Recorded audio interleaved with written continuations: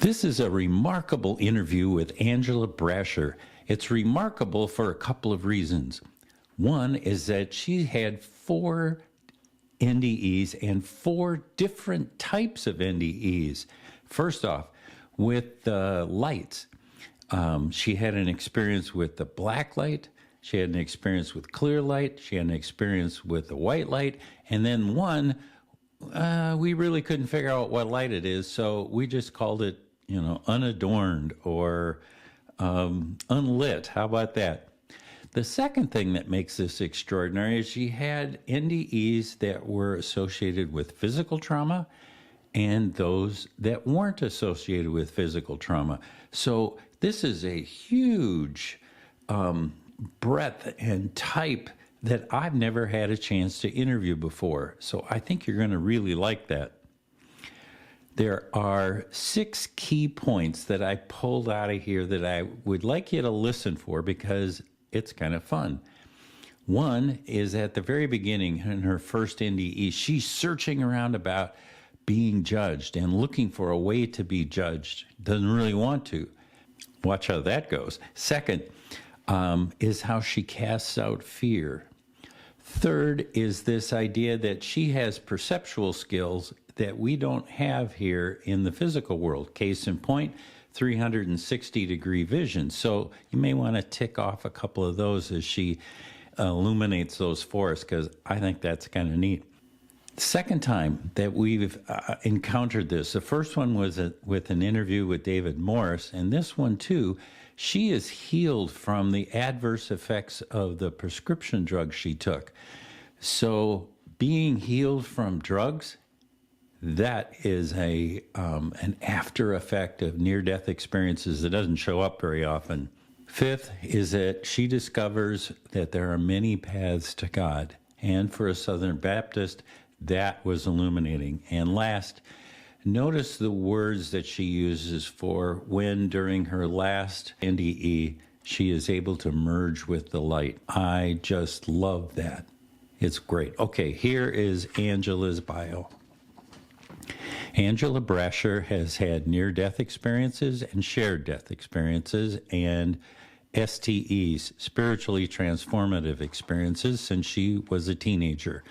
She enjoys sharing the good news that everyone is unconditionally loved by God and has the light of God within them.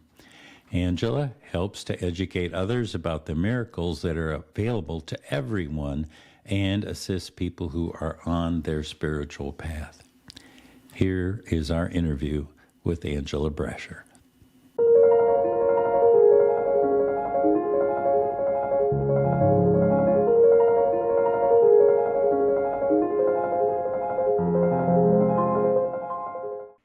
Angela, we are so glad that you are here on the Afterlife Files to tell us about your, count 'em, 4 near-death experiences. That's remarkable.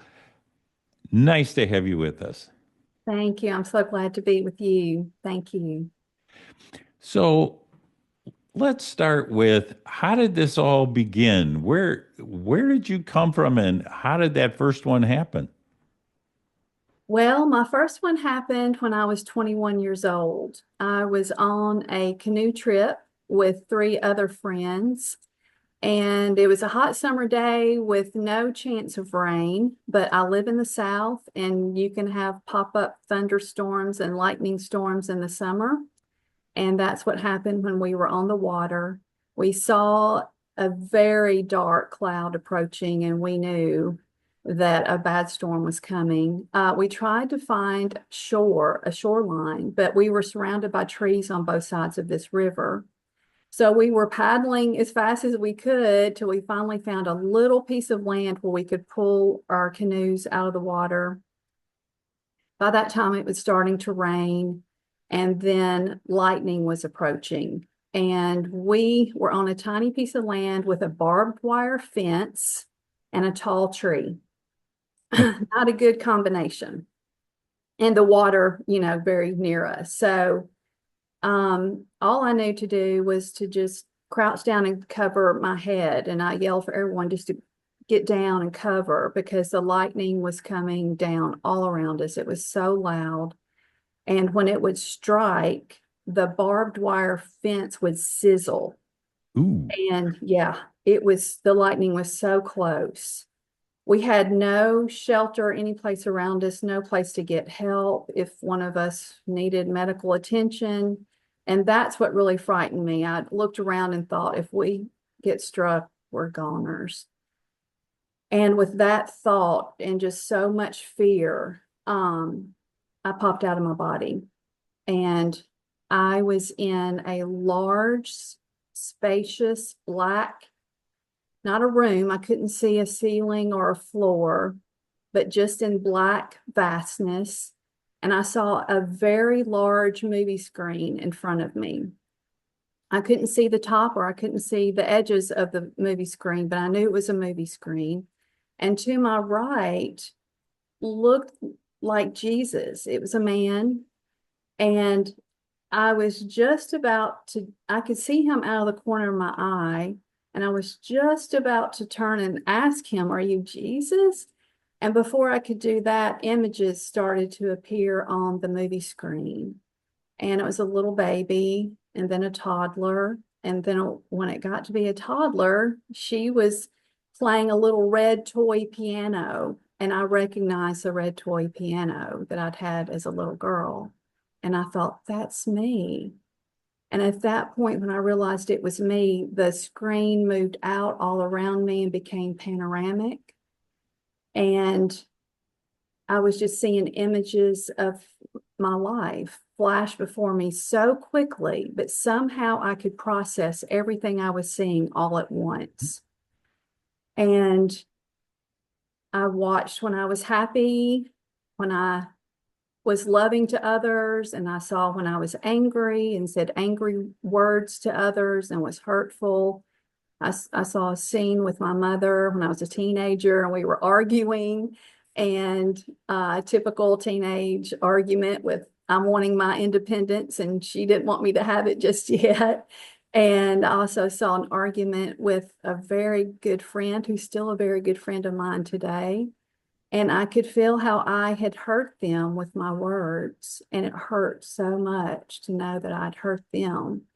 And each time those images popped up, I would look over to Jesus like, "Are you seeing this? Or what do you think about this?" Because I was not happy with what I was seeing when I was angry with others.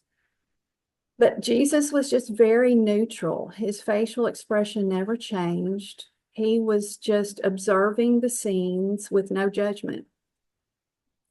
And I was grateful for that because I kept looking to him to see if he was judging me. He never, ever did. And finally, the last scene of my life ended, the scene closed, and I was right back in my body. And from what I could tell with how the rain was coming down around me, it felt like I'd only been out of my body maybe 2 or 3 seconds, maybe. I couldn't see that anything around me had changed at all.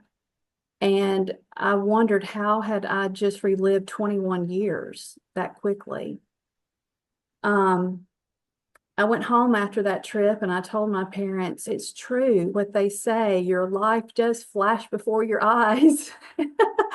And they kind of looked at me like I had 3 heads or something. They didn't know what to say. You know, I was trying to explain that I'd seen my entire life. And I didn't know what to do with that experience. Of course, I learned from it that I want to be loving. It feels much better to be loving than to be angry or upset with others. But I just kind of filed that experience away and didn't really ever think of it again because I just didn't know how to process it at that age. So when you say you wanted to be more loving, um, that was because you were able to feel what the other person was feeling. Am I right? Right. And that I'm guessing that time was moving differently in this experience than it was in the physical world. Granted, it was going really fast, but 21 years fast? It was remarkable. I was seeing so many images. I could see 360 degrees, and I was processing an incredible amount of information. And I remember thinking, I can't believe I'm able to absorb all of this at once. But you're right. I was feeling my emotions and knowing my thoughts. I was feeling the other person's emotions and their thoughts, and also observing it. So I was seeing it from different, different angles, I guess, as you would say, and just processing it all so quickly. Oh, that's an interesting point. So you are you, you are the other, Hmm. whoever else was in the scene, your friend or your mom, and you had some kind of omniscient point of view. Did I just hear that? Yeah, I could just watch and see it all. Yeah. And um, that seeing it all, um, was there a sense of, how it affected you and um, your family, your neighborhood? What was the purpose of that omniscient point of view? Well, I didn't see how anything trickled out beyond the people I was seeing within the on the screen. I didn't see that it moved beyond them. I just knew how I had affected them, either positively or possibly negatively. So, what's interesting to me about this experience is that you had no physical trauma. I mean, you were obviously scared because the lightning all around you, but you weren't hit by the lightning, correct? Right. It was just an extreme fear that I was about to be hit by the lightning and possibly die. Yeah. Yeah, and you didn't want to be around when it happened. Yeah, I got it. Okay, that's a really interesting number one. So we have a second near-death experience. Tell us about that one. Okay. The second one occurred when I was 38 years old. By then, I was married with two young children. And I woke up in the middle of the night with a severe migraine. I'd had migraines before, and I'd had a few migraines in which I needed to go to the emergency room to seek help for the pain. And this one was as severe as those others when I needed to go to the emergency room, but it was in the middle of the night. And this was the first one that had occurred in the middle of the night. I didn't want to wake my young kids up or didn't want to have to call a family member to come over. And I thought, well, I can just manage this on my own. I have prescription migraine medicine. So I took it and I took one pill. And on the bottle, it says, wait an hour before you take the next pill. And I just did not think I could wait an hour. The pain, it felt like my head was going to explode. The pain was so intense. So I tried to hang on and I took two over-the-counter migraine medication pills. And that didn't give me any relief. So within 20 minutes of taking the first prescription pill, I took another one. So that was a total of 4 pills in my system. And I was just thinking, my reasoning was when I go to the emergency room, they give me large doses of medication for pain. I've never had any trouble with that. Surely 4 pills my body can tolerate. But that was an incorrect assumption. Oh And no. Okay. and I immediately became very sleepy. And I thought, good, at least I'll be able to go to sleep. Maybe I can sleep this off. And But the problem was I would wake up and I would be gasping for breath. So I realized very quickly I'm falling asleep and I'm no longer breathing. And I knew that my autonomic nervous system was shutting down. The autonomic nervous system controls breath and heart rate, and that was no longer in control. And I knew very quickly I was probably going to fall asleep and stop breathing.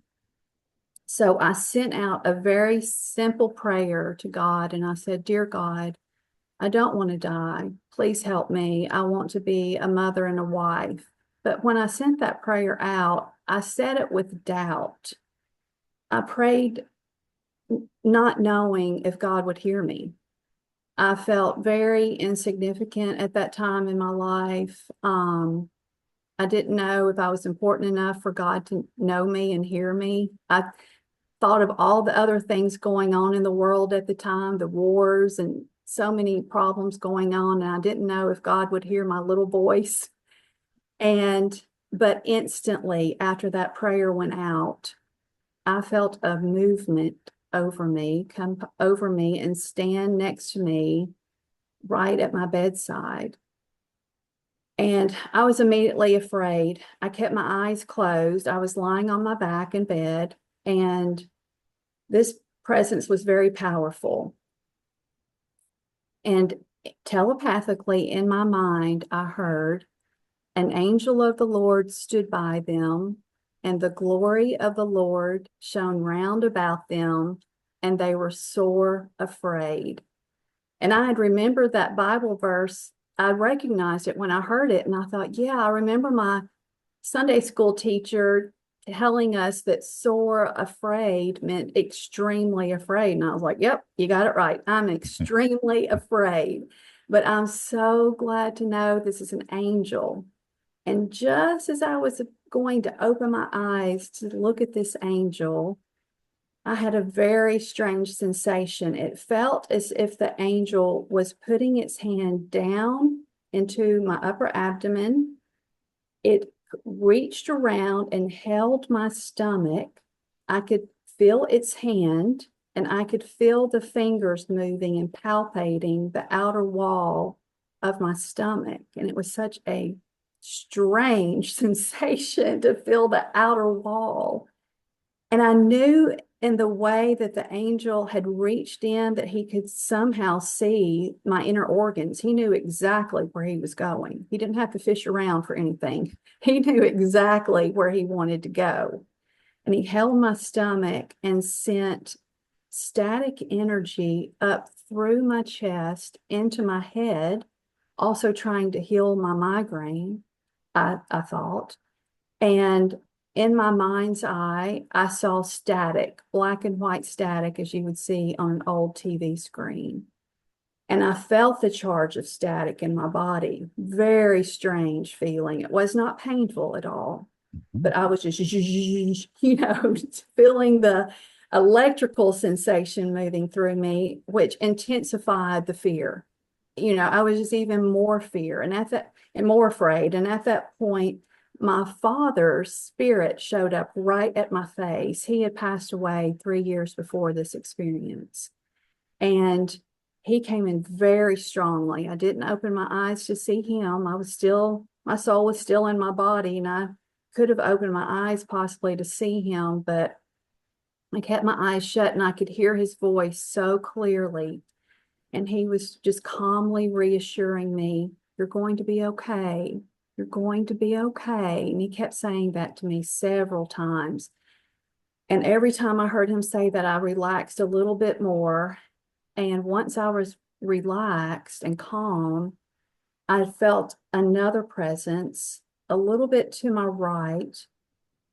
And in my mind's eye again, I could see a waterfall, and it was the most gorgeous, crystal clear blue waterfall I'd ever seen. I knew immediately that it was not a waterfall that you see on earth. This was a heavenly waterfall with hues of blue that I've never seen here. It was so gorgeous and crystal clear, and the light of heaven shone through it, which just let me see how clear the water was. It was so pure. And then bright, bright light sparkled across the surface of the water, so bright that I thought I should be squinting. It was as bright as the sun, but I didn't have to squint. I could just enjoy it, and I was marveling at it, and I had the thought, I can look at this forever. And at that point, then I felt divine love pour from the waterfall into my heart. And just the moment that that divine love touched my heart, I was consumed with love and bliss like I've never felt before. And as the waterfall poured into me, tears just poured out of my eyes. I've never had cried like that. I mean, tears just poured, and I could hear them dripping on my pillow and into my ears, just drip, drip, drip, drip, drip, because I was just weeping with this pure love. It was consuming me, and it completely washed away all my fears. So perfect love does cast out all fears. All worries, concerns were gone. And I noticed in that moment that my breath was becoming more shallow. My breathing was becoming more difficult. It didn't concern me at all. And I got to the point where all I could do was just inhale a tiny little sip of air. And I knew that that was my last breath. No fear about that whatsoever. I just thought, okay, that was my last breath. And I felt a large presence over me. My soul just gently rose up out of the body and was going to this large, powerful presence. And I had the thought of, I could look back at the body, but nah, what's the use? I know it's dead. So I felt it die. So no big deal. There's no use in that. So I wanted more love. And so I merged with this big presence of love. And as I entered that presence, it was infinite. That's the first quality I noticed about it, infinite. And it was black, but it was illuminated light. So black light, it was vast. And the white light within the black light allowed me to see that there was just no end to it. And I could see in 360 degrees, and it was magnificent. It was powerful. And I instantly knew this is God. And I said those words, this is God. And as I said that, I thought, oh no, I'm going to be judged, because I had been raised a Southern Baptist. We'd been taught that God judges and punishes and sends souls to hell. And my little soul froze. And I knew, I just have accidentally killed myself, and God's not going to be pleased with this.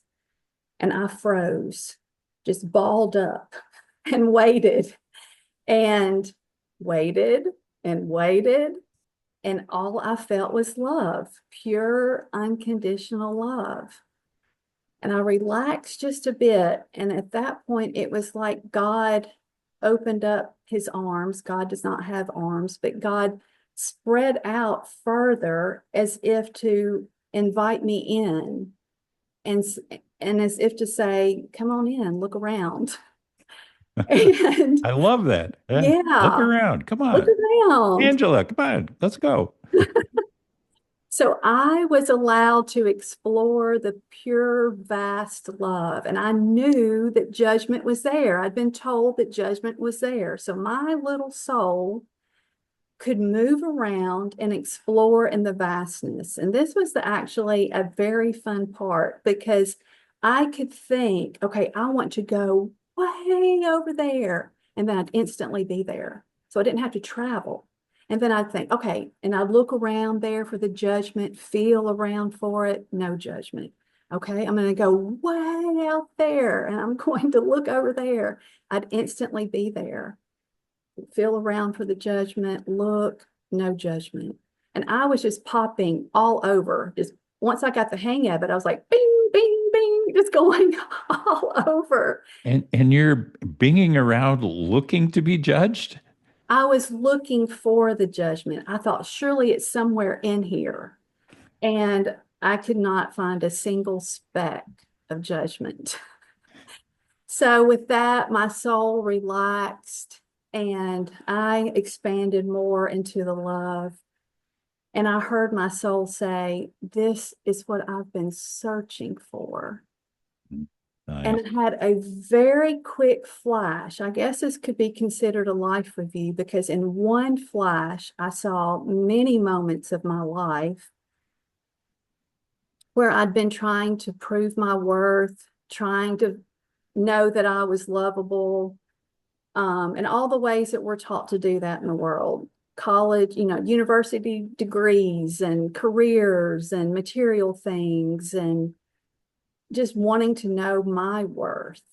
And God at that point said, you were always worthy. God does not speak. It was a telepathic communication of just like this movement towards me. And that movement towards me had knowledge in it. And the knowledge was you were always worthy of love. I've always loved you. I created you. Of course, I've loved you. And it was just pure adoration pouring out at me. And my soul said, thank you, thank you, thank you. And just as that waterfall of love had poured into me, I had a waterfall of gratitude pour out of me, just poured so intensely out of me. Thank you, thank you, thank you. And my soul said, I'm home. And with that, I expanded out into the love and became more blissful. And my little soul dropped into the ocean of God, the infinite love. And I became that ocean. And at that point, I was not a mother, daughter, wife, friend. I was just the pure, infinite love, ecstasy, perfection, bliss, freedom. I felt so free, happy, of course, beyond description. These words don't even touch what it was like, but it was just perfection. And I was so consumed by this perfect love that I got to the point where I thought, I'm going to explode. I'm just going to shatter. And it felt like if I were to shatter, I would be with God forever. And that's what I wanted. But before I had actually dropped into the ocean of God, was trying to express to God, please let me stay here forever. But as I became the ocean, I couldn't even express words because I was just so blissed out with love. You can't even at that point communicate. And right before I shattered, I mean, the last nanosecond, all of the infinite love condensed down to what I would describe as a single stream of energy. I don't really know how to describe that. I was that single stream of energy, and I was within that energy, and I was traveling at an unbelievable rate of speed through the universe, I would say, but I didn't see stars. It was completely black. So I guess I was going through the void. And I knew I was moving, but I had no idea where I was going. I eventually started seeing a few sparks fly by me, and then eventually started seeing many sparks pass by me. And with that, I knew I'm approaching something, but I have no idea what I'm approaching. And then I suddenly landed in my body with a jolt. And I opened up my eyes and I thought, oh, yeah, this is who I am. I totally forgotten. And I saw my bedroom walls. And the first thought I had was, I cannot live with walls. This is impossible. I'd just been infinite. And to be in a body and to be in a tiny walled bedroom, I felt so claustrophobic. And I remember grabbing my throat and trying to take a breath because I just felt like I can't do this. And when I touched my throat, I could feel all the tears that I had cried. And I remembered, oh, yeah, I died. And all the memories came back. I knew I'd had a severe migraine. The pain was completely gone. I looked over to my nightstand, like, I know I took those pills. I know they're there. And yeah, pill bottle was there. There was evidence I'd taken my medication, and just could not believe my body was completely healed. I was breathing normally, pain-free. All the medication and the effects of the medication had been removed from my body, and I was completely normal. So I laid there for hours processing everything, and I'd lived through everything. And at times I would cry that God sent me back and I couldn't stay home. And other times I'd process it and I'd cry and then be grateful that I was back in my body. So I was just a jumble of emotions, and told myself I would let myself believe I had been healed if I woke up in the morning and I still was pain-free. And sure enough, I woke up in the morning completely normal. And I had a best friend that I'd known since 7th grade call me that morning.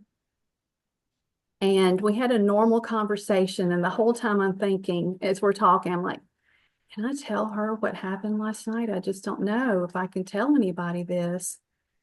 And finally, at the end of the conversation, I said, I've got one more thing to tell you. And I told her, and she said, you waited until the end of the conversation to tell me this?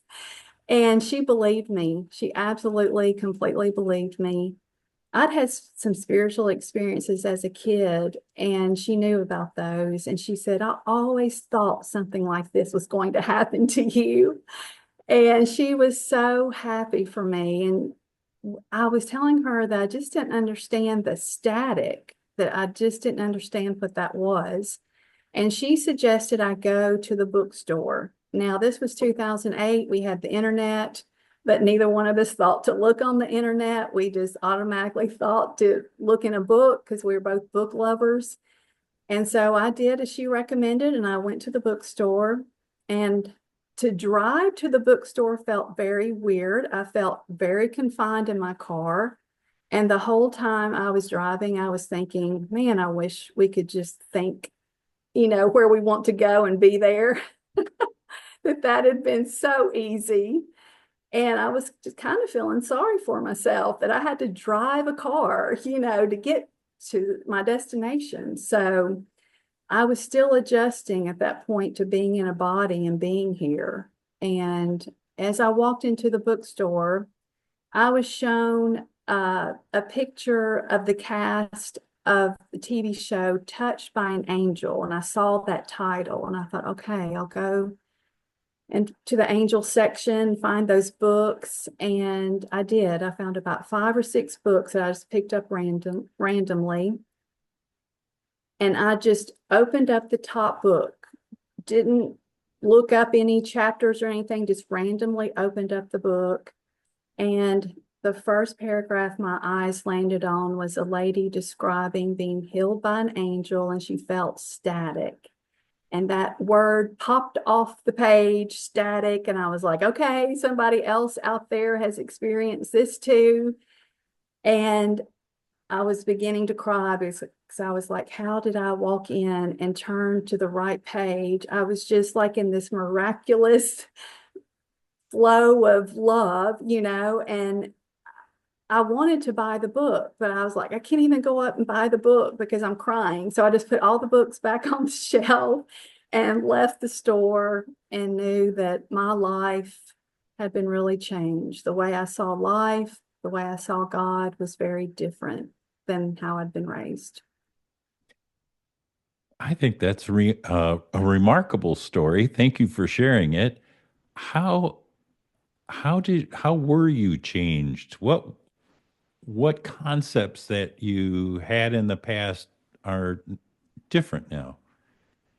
Well, I remember for weeks after that NDE, I would see myself on a mountaintop. I wanted to climb to the top of a mountain with a megaphone and yell to everyone, you are so loved. God loves and adores you.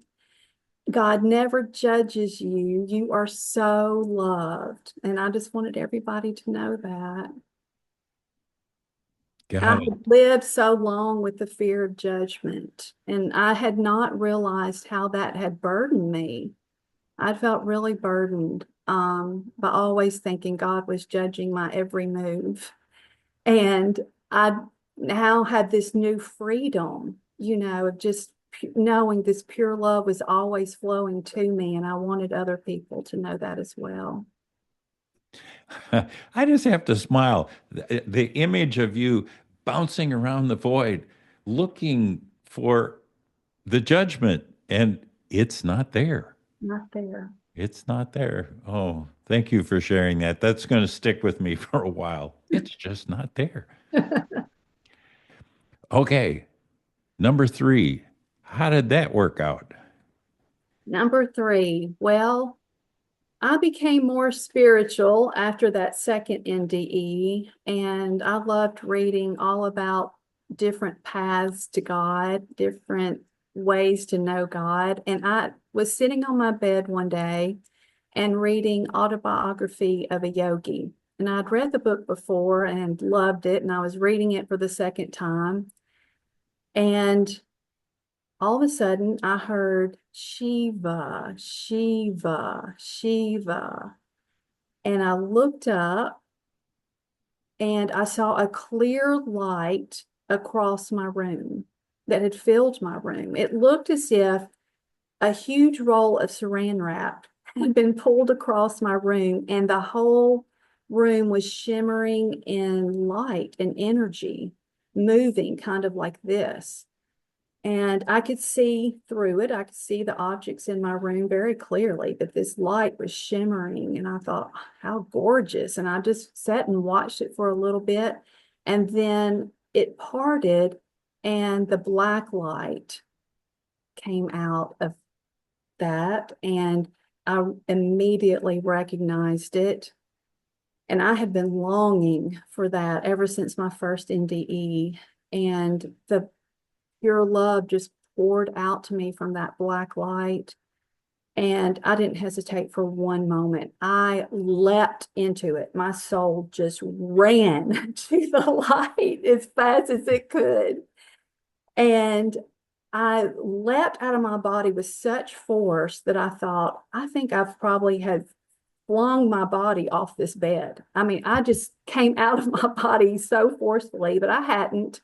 I hadn't moved off the bed, but the body had completely fallen over, but not fallen off the bed. And I thought, oh, good, it's not bruised. And then I immediately went to God, no hesitation at all, and was completely consumed in love and didn't experience myself as a little soul that time. I immediately expanded and was one with everything. And what did you take away from this experience Well, different than the others? um, I knew that at that point I had no fear of God and no fear of death. It was very clear.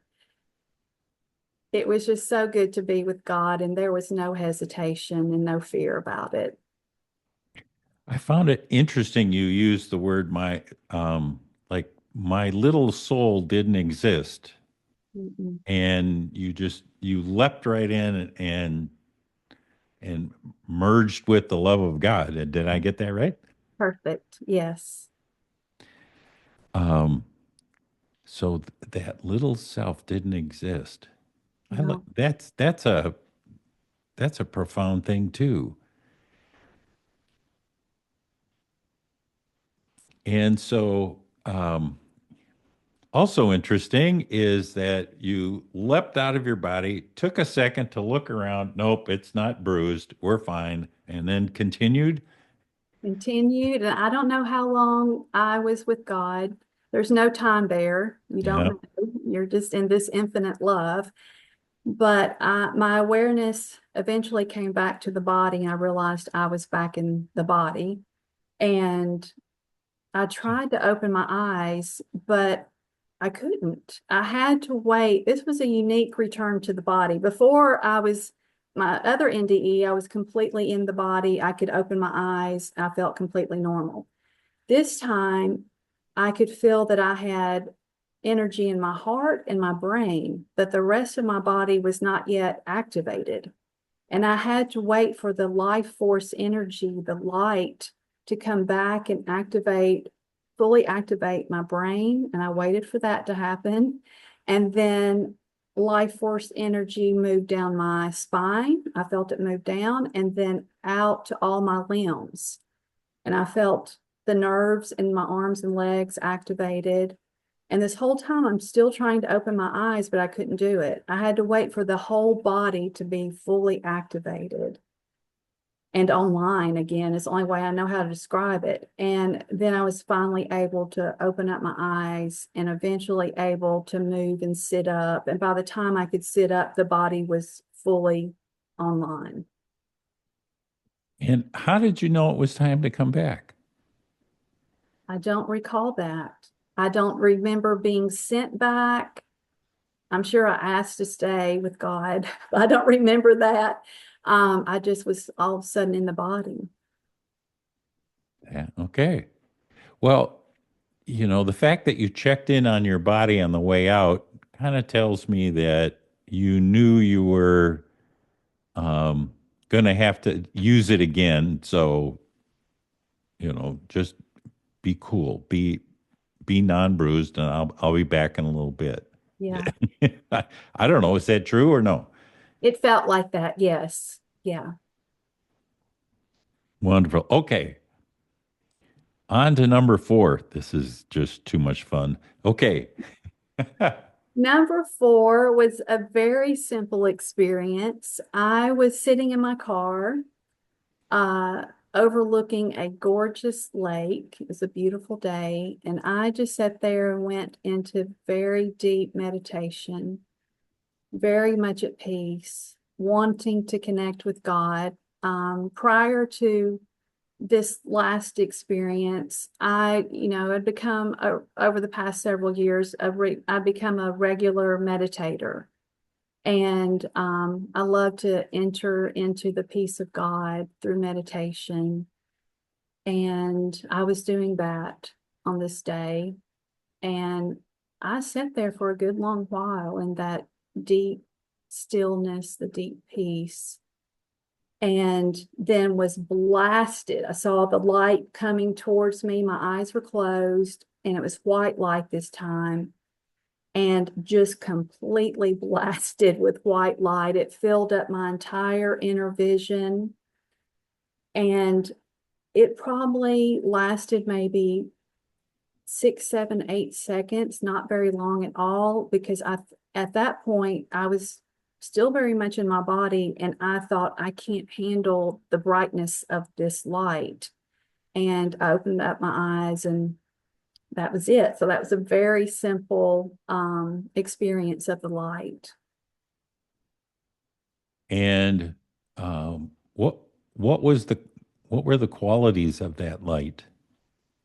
White, very white, and extremely bright, and peace, pure peace. And I could feel that it was infinite. There was no end to it. And it has this like magnificence to it, this power to it, Yep. Okay. um, but very peaceful.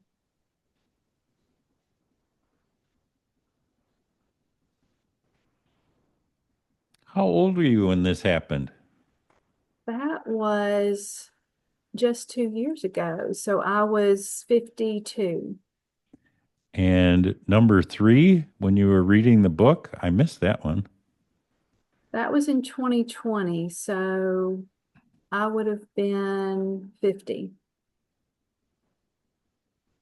Okay.